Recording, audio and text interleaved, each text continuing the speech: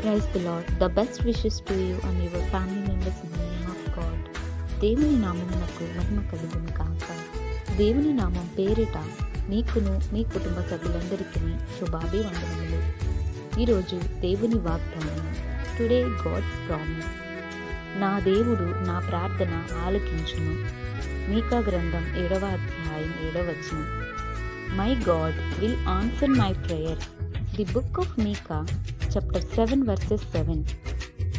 ప్రియమైన సహోదరి సహోదరులారా, జీవము గల దేవుని సేవకుడైన దానియేలు బహు ప్రార్థనాపరుడు. ఆయన దేవుని యందు నమ్మిక కలిగిన వాడు. దేవుని పట్ల యథార్థతను నమ్మి దేవునికి లోబడి దేవుని నీతి మార్గమును అనుసరించేవాడు. తన పనిని తాను సమర్థవంతంగా చేయువాడు. అయితే దర్యావేషు రాజు దానియేలు మీద అపారమైన నమ్మకం. రాజ్య పరిపాలన విషయంలో దానియేలును ప్రధాన అధిపతిగా ఎన్నుకుంటాడు. అప్పుడు 3 ప్రధానుల్లో దానియేలు ముఖ్యుడు. అయితే మిగిలిన అధికారులు దానియేలు మీద అసూయ కలిగి దానియేలు మీద నిందను మోపుతారు.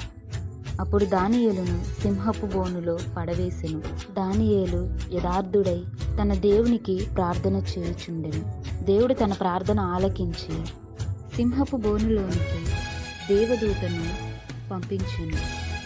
అప్పుడు ఆ దేవదూత సింహపు నోళ్లను మూయించి దానియేలును రక్షించెను.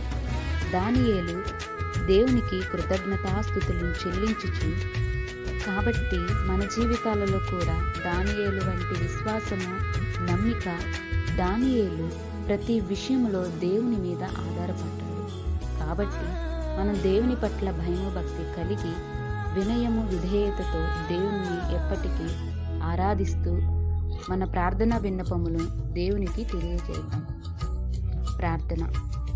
మహాపరిశుద్ధుడైన మా ప్రియ పరలోకపు తండ్రి, నీకే వందనములు, స్తోత్రములు. ఈ వాక్యం ద్వారా మాతో మాట్లాడినందుకు వందనములు. ప్రభువా, మా జీవితాలలో ఆశ్చర్యకరమైన మేలులను జరిగించండి. మాకు కలిగిన పరిస్థితుల నుండి మమ్మల్ని తప్పించి కాపాడుము దేవా. మాపై శత్రువులు ఎన్ని నిందలు మోపినను నీవే మమ్మలను రక్షించండి. మా పాపములను క్షమించండి దేవా.